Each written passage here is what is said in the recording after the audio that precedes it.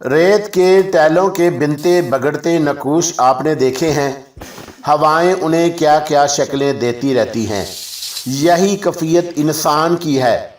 इंसान खुद को क्या क्या समझता है, कैसी कैसी पायदार तवक्कात रखता है, कैसे कैसे अनोखे दावे करता है। कहीं वो शिद्दाद नमरूद नजर आता है तो कहीं हिटलर और मुसोलिनी। कौन बाकी रहा, कौन पायदार है? सब दास्ताने छोड़ जाते हैं। वक्त की हवाएं नक्कूश बिगाड़ती हैं, बनाती हैं। जिंदगी सलामत रहती है तो ये नक्कूश महफूज रहते हैं। मौत आती है तो सिर्फ कहानियां रह जाती हैं मेरे दोस्तों, जिनसे उसका कोई ताल्लुक नहीं होता। पुरइसरार और रोमानवी हैरत अंगेज कहानी नीति का। अस्सलामु अलैकुम दोस्तों, पेशे खिदमत है नीति का एपिसोड नंबर 23। ये क्या जाने मास्टर, अफ्रीका क्या है, करोड़ों बोला। फिर वो चारों गीत गाने लगे बेहंगम आवाज़ में। अनोखा गीत, ना समझ में आने वाला, लेकिन उसकी दिलकशी का क्या पूछना।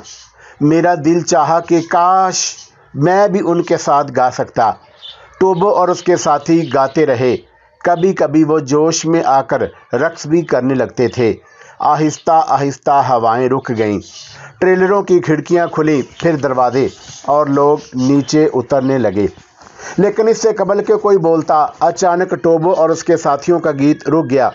क्रूडो, टोबो आहिस्ता से बोला। हूँ, उसके साथी ने जवाब दिया। कुछ सुन रहे हो? हाँ टोबो। ये तूफान का शोर नहीं है, टोबो ने कहा और कुड़वार ज़मीन पर गिर पड़ा। फिर उसने ज़मीन से कान लगा दिए। दूसरे लोग हैरत से उसे देख रहे थे। अरे ये क्या हो गया है? प्रोफेसर हैगले ने पूछा। खामोश रहो मास्टर, इसे सुनने दो। टोबो ने हाथ उठा दिया। क्रूडा उसी तरह बेहिस्सो हरकत पड़ा रहा। फिर वो बहुत फुर्ती से उठ खड़ा हुआ।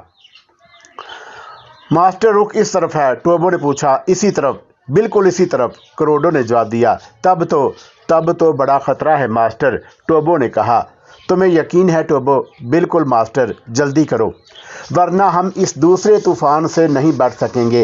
हाथियों का खौफनाक सा गोल जिधर का रुख करेगा तबाही और बर्बादी मचा देगा। लेकिन टोबो, इसके रुख का तयन कैसे किया जाए? जान बचाने की तैयारियां कर लो, रुख बाद में देख लिया जाएगा। क्या लगवियत है, कहाँ है हाथी? दूर दूर तक निशान भी नहीं है, एक नौजवान ने कहा, और टोबो उसे घूरने लगा। जो कहा जा रहा है ठीक है, उसने घुराकर कहा, मगर वाकई दूर दूर तक कोई निशान नहीं है। हाथियों के डोलने की आवाज़ भी तूफान से कम नहीं होती। अहमद अल बदी ने भी कहा। स्याफाम अहमक होते हैं, नौजवान कोई बोला। मास्टर आओ, इनसे बात कर लो, जो हमारी आवाज़ सुन लें, जल्दी करें, वरना वक्त हाथ से निकल जाएगा। और हम दौड़ते हुए मिकार्ड के नज़दीक पहुंच गए। नवाब साहब और दूसरे लोग भी वहीं मौजूद थे। मिस्टर मेकार्ड, टोबो का ख्याल है कि बफरे हुए हाथियों का गोल इसी तरफ आ रहा है। अरे कहाँ? सब चौंक पड़े। शदीद तूफानों में हाथी एक जगह जमा हो जाते हैं और एक दूसरे के बदन में मुंह उड़ाकर खड़े हो जाते हैं। इस तरह वो तूफान से महफूज रहते हैं।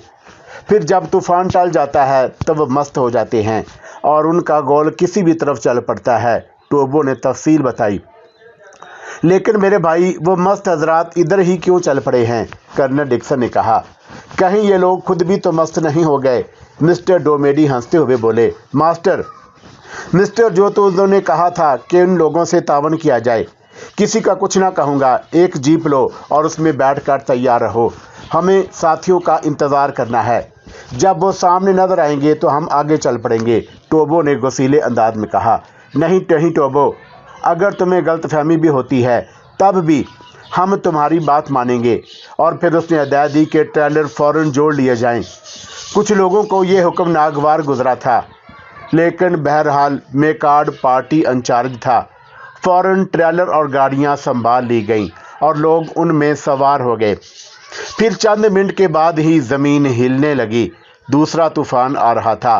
सारे लोगों के चेहरे फक हो गए। मुखालफत करने वाले शर्मिंदा थे। स्याफामों ने गाड़ियों के स्टीयरिंग संभाल लिए। टोबो एक ट्रेलर की छत पर खड़ा चारों तरफ निगाहें दौड़ा रहा था और फिर उसने नारा लगाया, आ गए। अजीम व शान स्याह पहाड़ को सब ने ही मुतहरक देखा था। एक दीवार थी जो दौड़ी चली आ रही थी और गाड़ियां स्टार्ट होकर उस तरफ दौड़ने लगी जिधर हाथी दौड़े रहे थे। रफ्तार बहुत तेज़ थी। टोबो, कर्नल डिक्सन ने आवाज़ दी। बस मिस्टर डिक्सन, इनका रुख बदलने की कोशिश की जाए। किस तरह मास्टर? इन पर फायरिंग की जाए? हरगिज़ नहीं मास्टर, भूल कर भी ऐसा ना किया जाए। क्यों? उनकी तादाद अगर 2-4 मर गए तो बाकी बफर जाएंगे और फिर हमें किसी तौर ना छोड़ेंगे, टोबो ने जवाब दिया। और कर्नल डिक्सन गहरी सांस लेकर खामोश हो गया। अब टोबो से इख्तलाफ किसी के बस की बात नहीं थी। लड़कियां बेहद खौफजदा हो गई थीं और अक्सर ने आंखें बंद कर ली थी। इसके अलावा और कर भी क्या सकती थी? खुद बहुत से जवानों की हालत ख़राब थी। वैसे एक बात मैं भी महसूस कर रहा था, हाथी तूफान टल जाने से खुश थे, मस्त थे। ऐसी शक्ल में उनका रुख किसी भी तरफ भी बदल सकता था, लेकिन अगर उन्हें नुकसान पहुंचाने की कोशिश की जाती तो गड़बड़ हो सकती थी। बफरे हुए खौफनाक जानवरों को रोकना नामुमकिन होता। अभी वो हमारे अक़ब में ही चले आ रहे थे और कमबख्तों की रफ्तार बहुत तेज़ थी। हमें सिर्फ खतरा ये था कि आगे कोई ऐसी जगह ना आ जाए जहां हमें रुकना पड़े और ये हमारे सरों पर पहुंच जाएं। उनकी तादाद इतनी थी कि चक्कर आ रहा था, लेकिन तजर्बेकार स्याफ़ाम दर हकीकत जुज़ुतों का बेहतरीन तोहफ़ा थे।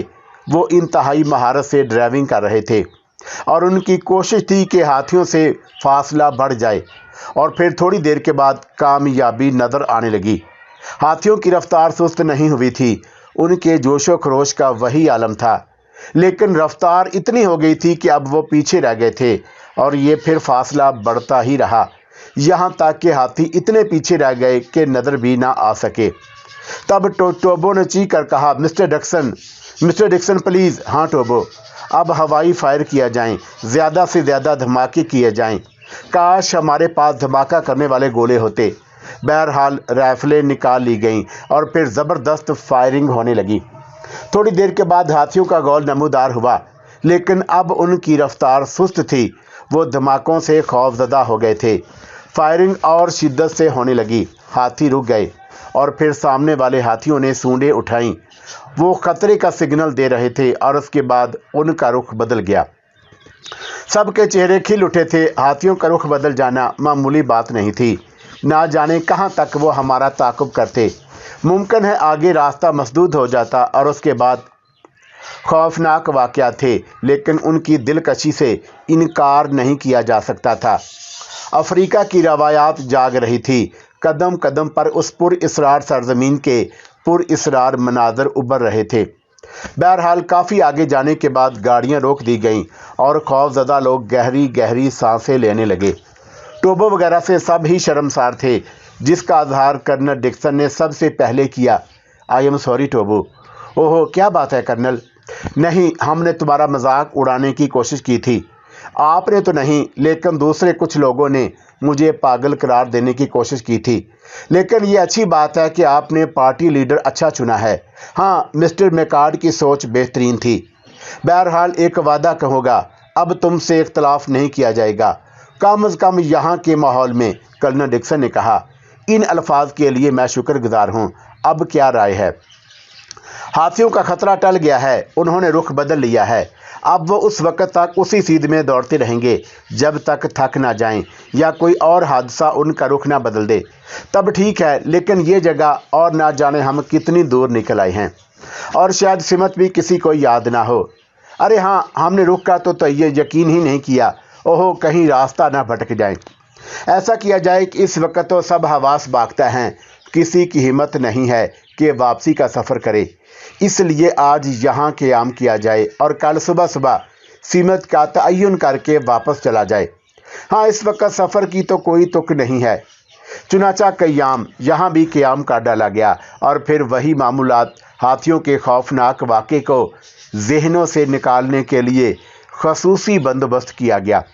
चुनाचा मौसीकी शुरू हो गई और फिर रात को रक्स के कुछ कोर्स तरतीब दिए गए। इसके अलावा टोबो ने कुछ अफ्रीकी रक्स पेश करने की पेशकश की थी। खासे हंगामे रहे, लोग खेल खेलने लगे। अफ्रीकियों के रक्स भी खूब थे। फिर नौजवान जोड़े रक्स करने लगे। बूढ़े भी लुत्फ़ अंदोज़ हो रहे थे। कौसर से भी रक्स की फरमाइश की गई, लेकिन उसने माजरत कर ली। अलबत्ता माजरत उसने बड़े शाइस्ता अंदाज में की थी। उसके चेहरे का तीखापन ना जाने कहाँ चला गया था। मैं भी रक्स कर सकता था, लेकिन बाबरा फूना या मरीसा ने मेरी तरफ रुख भी नहीं किया था। दूसरी लड़कियों से भी मेरी कोई शनासाई नहीं थी और फिर मेरी ख्वाहिश भी नहीं थी। लेकिन जब डनीला मेरे पास पहुंची तो मैं चौंक पड़ा। मिस्टर सरफराज, उसने आहिस्ता से कहा।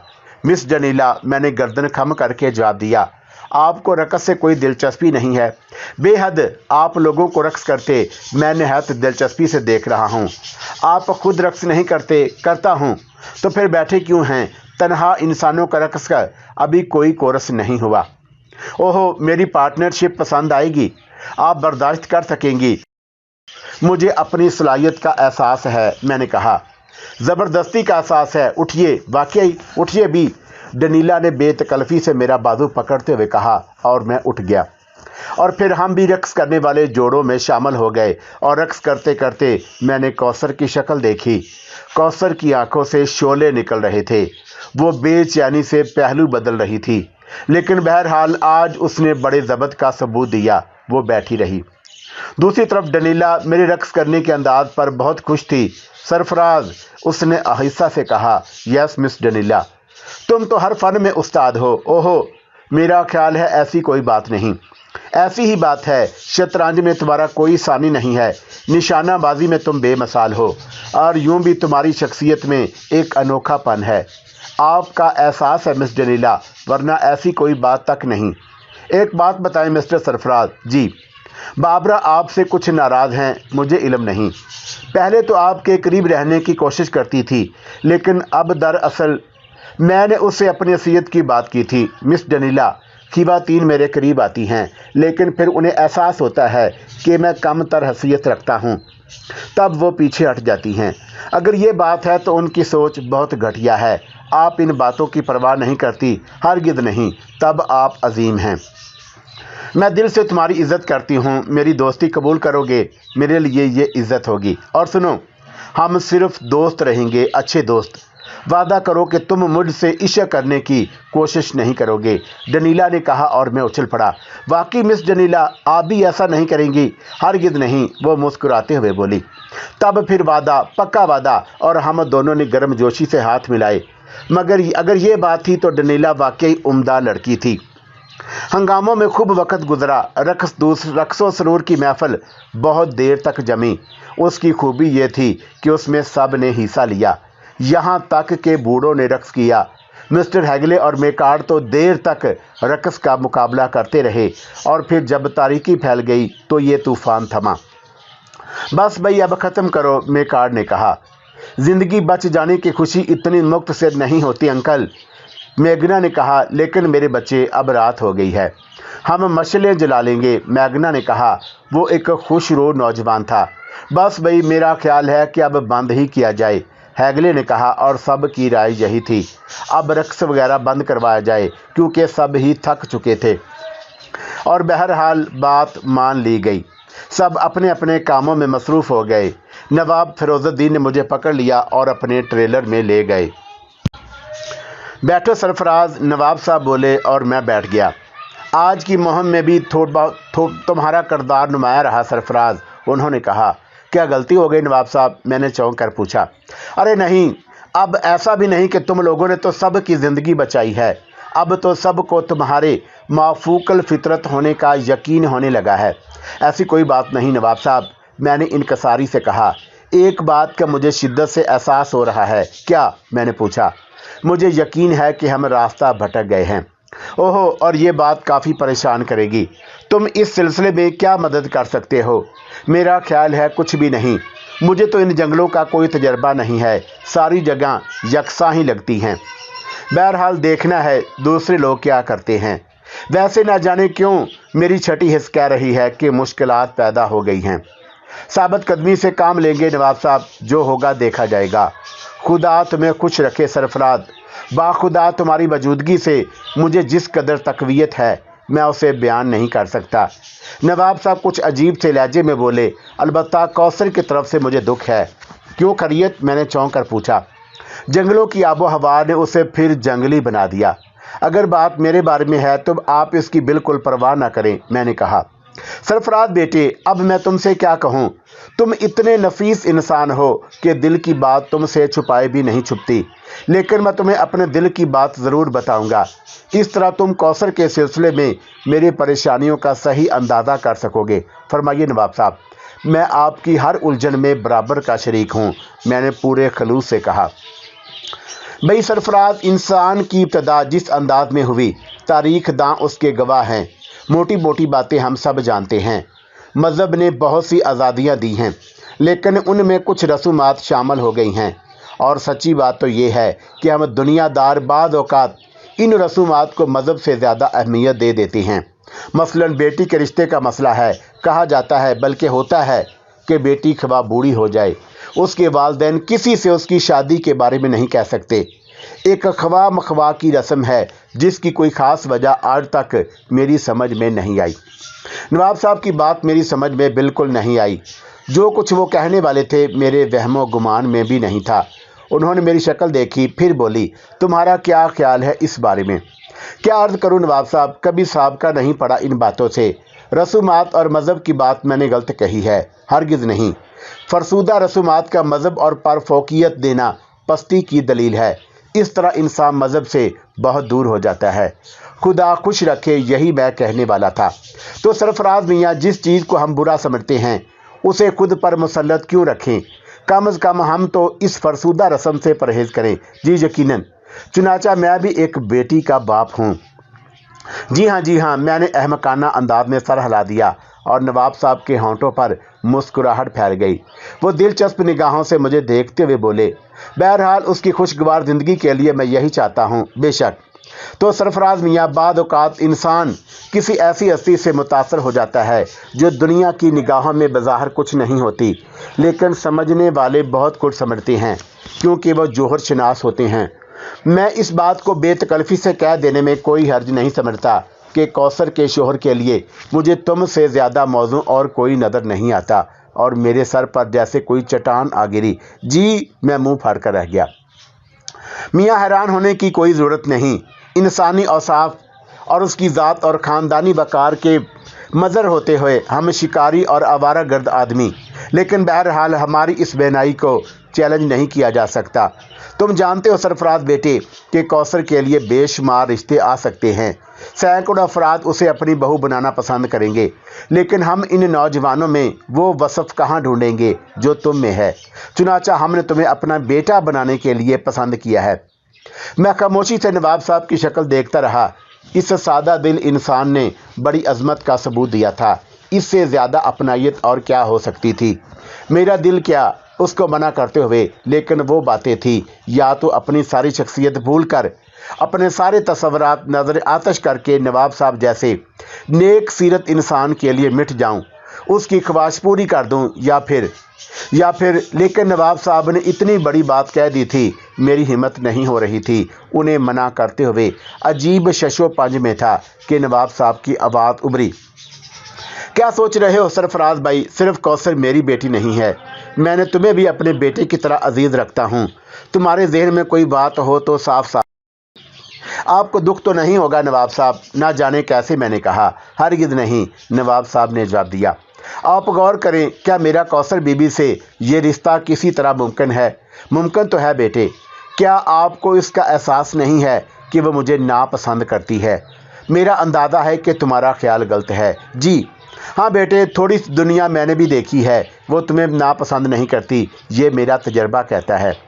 नवाब साहब, मैं उनका अदना खादम हूँ, लेकिन आला इंसान की हैसियत से वो तुम्हारी कदर करती है। आप अच्छी तरह सोच लें, गौर कर लें नवाब साहब, उसके बाद मुझे बताएं ये कैसे मुमकिन है। मैं खुद को उनके काबिल नहीं पाता नवाब साहब, मैं अपने ज़हन में उस तस्वर को जगह नहीं दे सकता। तब मैं तुमसे साफ गोई का तालब हूँ। जी, मैं नहीं समझा।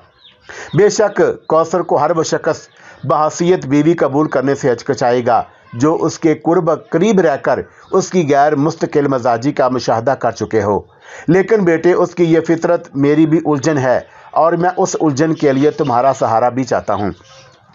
नवाब साहब, आप मुझे कभी अपने हुक्म की तामील से बाहर ना पाएंगे, लेकिन अभी तो बहुत वक्त है। आप कौसर बीबी को भी टटोल लें, मुमकिन है आप अंदाज़ा लगा सकें। हाँ हाँ, इसमें कोई हर्ज नहीं। बस यूं ही दिल की बात ज़ुबान पर आ गई थी। मैंने कह देने में कोई हर्ज नहीं समझा, क्योंकि बात बहरहाल एक बाज़रफ़ इंसान के सामने थी। बाकी सब ठीक है, तुम भी उस नज़रिए पर गौर कर लेना।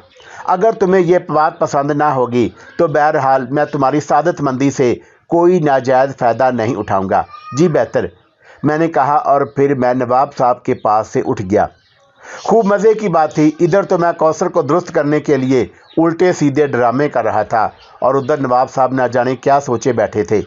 सवाल ही नहीं पैदा होता। अगर यही करना था तो बेचारी जुलेखा क्या बुरी थी, वालिद साहब की ही बात मान ली जाती। फजूल बात है, कौसर से तो मेरा कोई जहनी लगाव भी नहीं था। बहरहाल वो एक अच्छी लड़की थी, अच्छे बाप की बेटी, और बस। फिर मेरे ज़हन के पर्दे पर कहकशां उभर आई, एक सफ़ेद साया जिसके हाथ दुआ के लिए आसमान की तरफ उठे हुए थे। मेरे माबूद, ना जाने कैसा मंजर था, ना जाने क्यों मैं उस मंजर के सहर में गिरफ्तार हो गया था। हालांकि मैं उसके प्यार को दूसरी शक्ल दे दी थी। उस वक़्त मेरा जहन साफ था, लेकिन अब वो यादें दिल की चुभन बन गई थी, और कभी कभी तन्हाइयों में जब दिल अपने वजूद का एहसास दिलाता तो उसके साथ चुभन भी होती थी। एक हसीन शक्ल भी आंखों में उतर आती थी। इस वक्त भी यही कैफियत पैदा हो गई थी। एक अजीब सी बेचैनी पैदा हुई। समझ में नहीं आ रहा था कि क्या करूं। चुनाचा ट्रेलरों के अकब में चला गया, लेकिन अचानक अकब से डनीला की आवाज़ सुनाई दी, मिस्टर सरफराज। आवाज़ सुनकर ठठक गया। जहन को एक हल्की सी नागवारी का एहसास हुआ, लेकिन फिर डनीला के अल्फाज याद आ गए। मुमकिन है उसने ठीक कहा हो, मुमकिन है वो दूसरी लड़कियों की तरह ना हो।